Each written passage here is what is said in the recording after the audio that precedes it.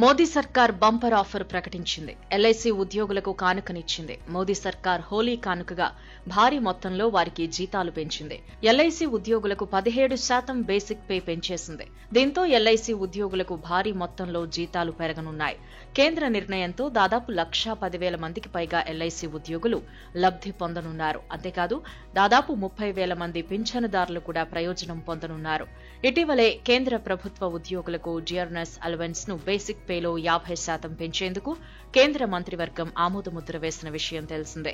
అంతకుముందు 46% ఉండగా 4% పెంచడంతో మొత్తం డిఏ 50%కి చేరింది.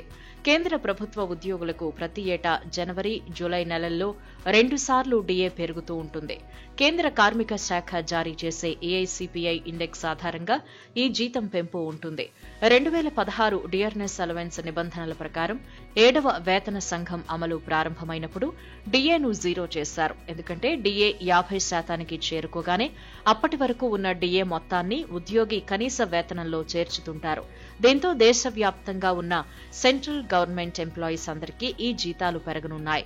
ప్రభుత్వ రంగ బ్యాంకు ఉద్యోగులకు కూడా ఈ పెంపు ఆమోదించిన కొద్ది రోజులకే ఎల్ఐసి ఎంప్లాయీస్ కు కూడా జీతాలు పెంచింది కేంద్ర ప్రభుత్వం. ఈ తీపి కబురు కోసం ఎల్ఐసి ఉద్యోగులు చాలా రోజుల నుంచి ఎదురు చూస్తున్నారు.